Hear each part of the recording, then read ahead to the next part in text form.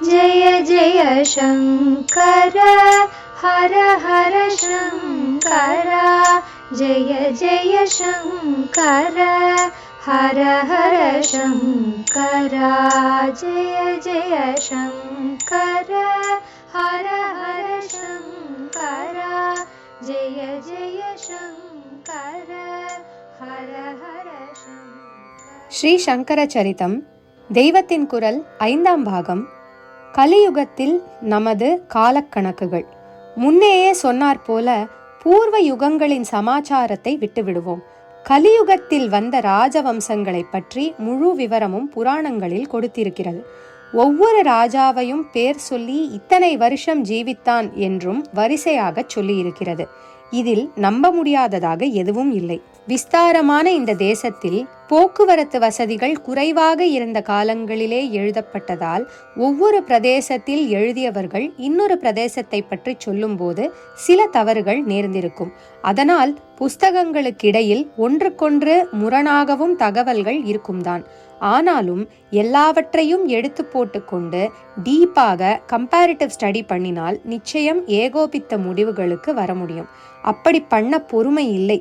அடிப்படையில் உண்மை என்ற நம்பிக்கையே போய்விட்ட பின் என்ன பண்ணுவது?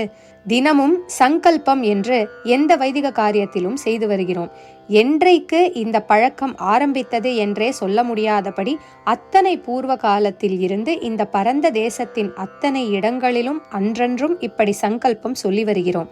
அதிலே பிரம்மாவின் வயசில் இருந்து ஆரம்பித்து கலியுகத்துக்கு வந்து நடப்பு வருஷம், மாசம், திதி வரை ஒவ்வொரு நாளாக கூட்டிச் சொல்லி வந்திருக்கிறோம்.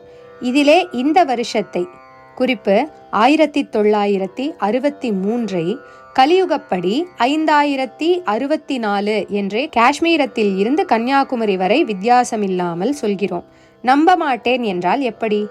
ஆச்சாரியால் கால விஷயமாக சிவரகசிய இதிகாசத்தில் சஹஸ்ர த்வியாத் பரம் என்று சொல்லியிருக்கிறது. அப்படியென்றால் கலியில் 2000 வருஷத்துக்கு அப்புறம் என்று அர்த்தம். அப்புறம் கரெக்டாக எந்த வருஷம் என்று சொல்லவில்லை. நாம் எல்லாம் போட்டு மண்டையை உடைத்து கொள்ள வேண்டும் என்றே இப்படி சொல்லிவிட்டு விட்டார் போல் இருக்கிறது. எப்படியும் கலியில் 3000 வருஷத்துக்கு முந்திதான் அவதாரம் என்று இதிலிருந்து ஆகிறது. பவிஷ்யோத்தர புராணத்தில் கல்யாதவ் த்விசஹஸ்ராந்தே என்று இருக்கிறது. கலியில் 2வது ஆயிரத்தின் முடிவு பகுதியில் என்ற அர்த்தம். வேறு பல புராணங்கள், அதாவது சங்கர மடங்களைச் சேர்ந்த புஸ்தகங்கள், குரு பரம்பரைகள், சாசனங்கள் முதலானதுகள், இதர ஆதாரங்கள், கர்ண பரம்பரையாக வந்துள்ள நம்பிக்கை ஆகியவற்றில் இருந்து நாங்கள் ஆச்சாரியாளின் காலம் கலியில் 2593 இருந்து 2625 வரை என்று கருதி வருகிறோம். கலியின் 2வது 1000 வருஷங்களில் 600 வருஷத்துக்கு முன்னும் பின்னுமாக இது இருப்பதால் இதை முடிவு பகுதியில் என்று பவிஷ்யோத்தர புராணம் சொல்லி இருக்கலாம். கலி 2593 இருந்து 2625 என்பது கிமு 509 முதல் 477 ஆகிறது. நமது சரித்திர ஆதார நூல்கள். ஜெனரலாக கொஞ்சம் சொல்கிறேன். நம் ராஜ வம்சங்களின் காலங்களை புராணங்களில் கொடுத்திருக்கிறது. அது தவிர சுமார் 1000 வருஷம் முந்தி கல்ஹணர் என்ற கவி காஷ்மீர ராஜவம்சத்தை பற்றி ஆதியோடந்தம் விசாரித்து கர்ண பரம்பரையாக வந்த தகவலை எல்லாமும் சேர்த்து ராஜதரங்கிணி என்று புஸ்தகம் எழுதியிருக்கிறார். கர்ண பரம்பரை என்ற உடனேயே கதை என்று தூக்கி போட்டு விடக்கூடாது. ஆதாரமில்லாமல் இப்படி வழி வழி வந்திருக்குமா என்று ஆராய்ந்து பார்த்து மற்ற ஆதாரங்களோடு சரி பார்த்தால் அதில் ஏற்கத்தக்கதாக நிறைய இருக்கும். ஒரு ராஜா என்றால் பிற ராஜாக்களோடு யுத்தம் செய்வது, விவாக சம்பந்தம் வைத்துக் கொள்வது என்றெல்லாம் வரத்தானே வரும். அதனால் காஷ்மீர வம்சாவளியை சொல்லிக்கொண்டு போகும் தரங்கிணி அந்தந்த காலங்களில் இந்தியாவில் இருந்து வந்த இதர ராஜாக்களையும் பற்றி தெரிவித்து விடுகிறது. அநேக இடங்களில் இதில் இருப்பதும் புராணங்களில் சொல்லி இருப்பதும் ஒத்துப்போய் விடுகின்றன. நேபாளத்தில் ஆதியில் இருந்து ஆட்சி நடத்தியவர்களை பற்றி வரிசை வரிசையாக காலம் சொல்லி ராஜவம்சாவளி என்று இருக்கிறது. கிரானிக்கல் ஆஃப் நேபாள் என்று இங்கிலீஷில் சொல்கிறார்கள். பண்டிட் பகவான்லால் இந்திராஜி என்பவர் ஒரு புத்த பிக்ஷுவிடம் இருந்து இந்த வம்சாவளியை பெற்று பிரகாசப்படுத்தியிருக்கிறார். மகாபாரத காலத்தில் இருந்து அதில் ராஜாக்களின் பெயர்களும் காலங்களும் கொடுத்திருக்கிறது. அதில் இருந்து நம் சரித்திர புருஷர்களின் காலத்தை பற்றி அறிய முடிகிறது. புராணம் முதலான மற்ற சோர்ஸ்களில் இருந்து நாம் பெறும் தகவல்களில் பல இதோடு ஆச்சரியமாக ஒத்துப்போகிறது. லங்கையில் மகாவம்சம் என்று ஒரு புஸ்தகம் குறைந்தபட்சம் 1500 வருஷத்துக்கு முற்பட்டது.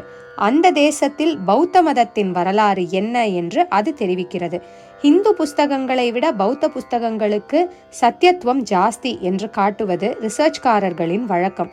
அதனால் அவர்களும் மகாவம்சத்தை பெரும்பாலும் நம்பலாம் என்கிறார்கள். ராஜாவின் ஆதரவு அல்லது அனாதரவிலேயே மத வளர்ச்சி அல்லது நலிவு ஏற்பட்டிருப்பதால் மகாவம்சம் ராஜவம்சங்களை பற்றியும் தெரிவித்து விடுகிறது.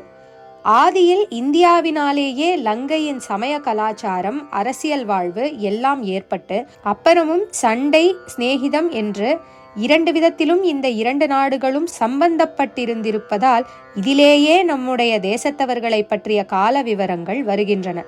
புராணங்கள் வடக்கே ஒரு கோடியில் காஷ்மீரத்தின் ராஜதரங்கிணி, இன்னொரு கோடியில் நேபாளி வம்சாவளி, தென்கோடியில் லங்கையின் மகாவம்சம் என்று எல்லாவற்றையும் வைத்துக்கொண்டு அவை எங்கே ஒத்துப்போகின்றன என்று பார்த்து அப்படிப்பட்டவற்றையாவது நாமும் ஒப்புக்கொள்வது என்று வந்தால் நன்றாயிருக்கும். இப்படி பல இருக்கவே செய்கின்றன.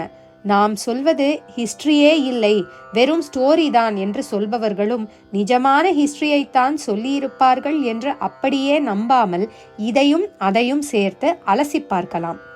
ஜெய ஜெய சங்கர, ஹர ஹர சங்கர, ஜெய சங்கர, ஹர ஹர சங்கர, ஜெய ஜெய சங்கர, ஹர ஹர சங்கர, ஜெய ஜெய சங்கர, ஹர